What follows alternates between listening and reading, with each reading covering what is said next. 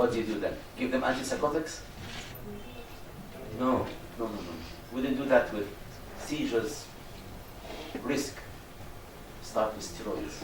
I had so many patients, good dose of steroids, control it, and patients start improving. Right. Could it be subclinical? Do you think Lizzie had subclinical seizures? Do you think Lizzie might have stroke? Yeah? Possible? Absolutely. Okay. All right. Lizzie did not have any obesity. Everything was fine. Everything was fine. Dr. Dalal said dementia. Right. So dementia with EPSD happens in dementia. What is the percentage of psychosis in Alzheimer's disease? Absolutely. So the mean of prevalence is about 40%. People with Alzheimer's disease will develop psychosis. And the other study shows that level of psychosis increases every year. So it's a cumulative effect. Delusions, hallucinations, because of the benefit of the time, we don't cover this, but you can have this. So what do you do then? What do you do? How do you treat? How effective antipsychotics are in psychosis and Alzheimer's disease? Actually, it's not effective at all. So a few studies, one of them had 450 patients, so there is no evidence from placebo difference. The number need to treat can go up to 14. You have to give antipsychotics to 14 elderly patients with psychosis to make one patient better. Would you do that? You see the challenge? If you are going to give antipsychotics, just remember it can make the dementia worse. And can cause falls, can cause strokes and heart attacks. Is it worth it? Depends on the balance between the cost and benefits. Right. Could be fun to temper dementia. Okay, well, you know that better than me. It could be dementia-free body. You know the criteria, the 5 characteristics of dementia-free body. You give antipsychotics to patients with dementia-free bodies. If they are presenting with, you never do it. You never do that. If they are presenting with psychosis, what's the best treatment? What's the best treatment for psychosis and dementia of the body? Acetylcholine receptors. Rivastigmine work really, really well. But what's the best antipsychotic you can give? Clozapine. Who is prepared to prescribe clozapine to an elderly person? I'm not. Maybe I'll try aripiprazole or clozapine. Right. This is how you manage PTSD, which I'll skip, because I'm going to talk to you something else. If you're using antipsychotics in dementia, please remember the 3 T's. And this is the guidelines at the moment. 3 T's. The first T is target. What I skipped with the last few slides, antipsychotics only work for people with aggression. So you have to have a specific target in your mind. The second T is titration. For older people, how much risperidone give? Do you know? 0.5 milligram. Maybe 0.5 milligram twice a day. Maybe in severe cases 1 milligram twice a day. I never give more than that. And the last T is what? Time. You don't exceed 6 weeks. Right. It is not dementia. So what is it now in the last 5 minutes? It's not dementia. Osama said late onset psychosis. Before we go to the late onset psychosis, it could be early schizophrenia and the person became old. How many of you seen older people with early onset schizophrenia?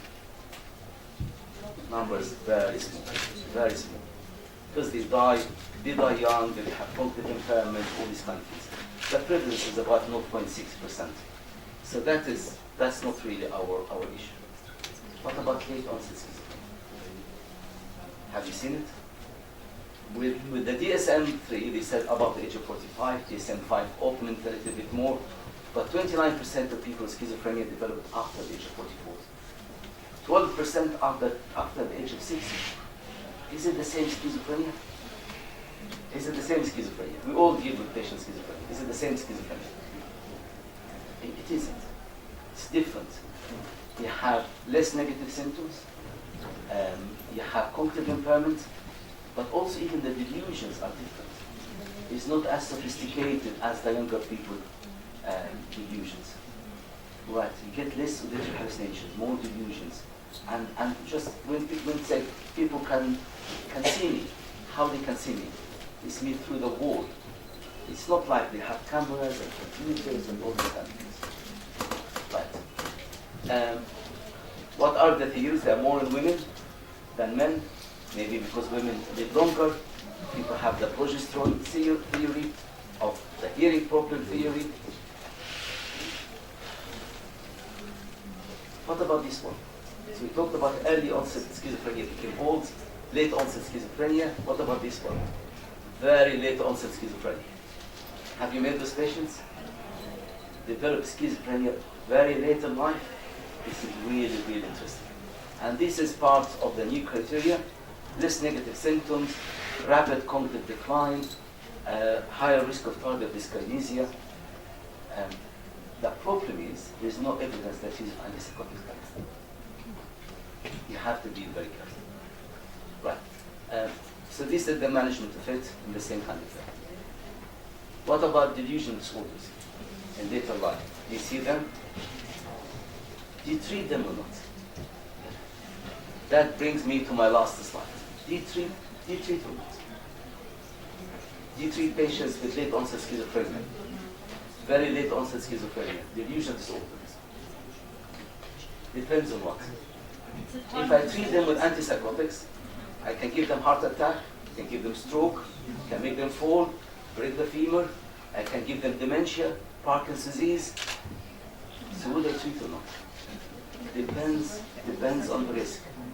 We are doctors, so we balance the risk against the benefit. I hope one day, if you see a patient, elderly patients with delusion disorder, that she thinks people across the road talk about her, but she's fine, functioning well. I hope when you see her, you tell her family one. Leave her alone.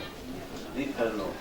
If you're going to prescribe antipsychotics, small dose, gradual, ECG, watch for the symptoms. So you see, in old age psychiatry, we take things systematic, in a very logic way, in a very kind way. We are like child psychiatrists. We're very kind and we work in family atmosphere. That after you heard my presentation, I'll ask you the same question again. Do we need old age psychiatrists? If old age psychiatrists are needed, I hope you agree with me, otherwise I'll be out of the job. Will old age psychiatrists work on their own? Will geriatricians work on their own? Will neurologists work on their own? Social workers? Old age psychiatry is about the integration between all these specialties focused around that one patient who needs help. Thank you so much.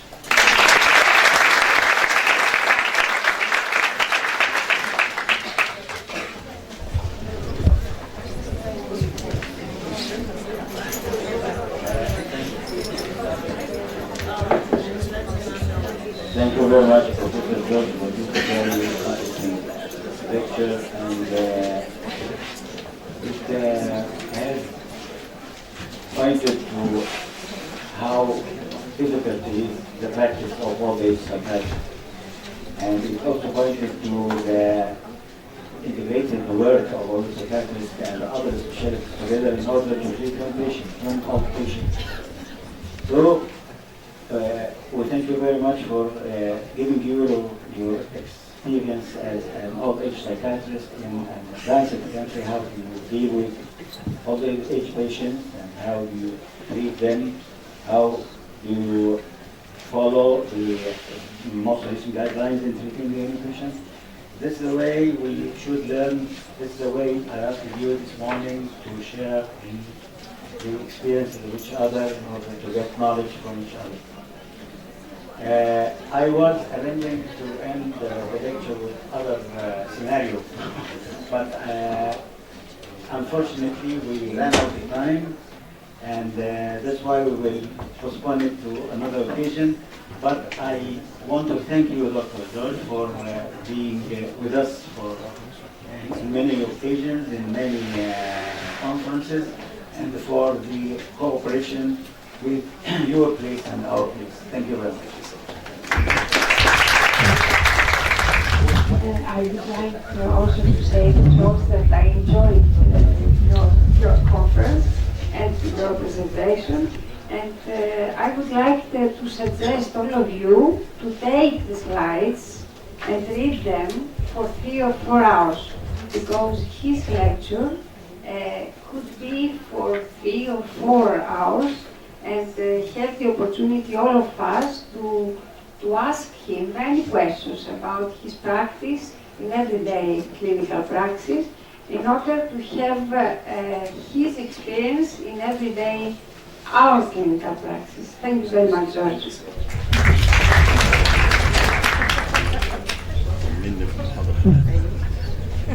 Thank you very much, George, for this very enjoyable lecture, which is it's like a journey, and it's stimulating our mind all the time. So thank you very much. And Dr. George is one of our team. He's got a visitor, so we are honored to have you all. Thank you very much.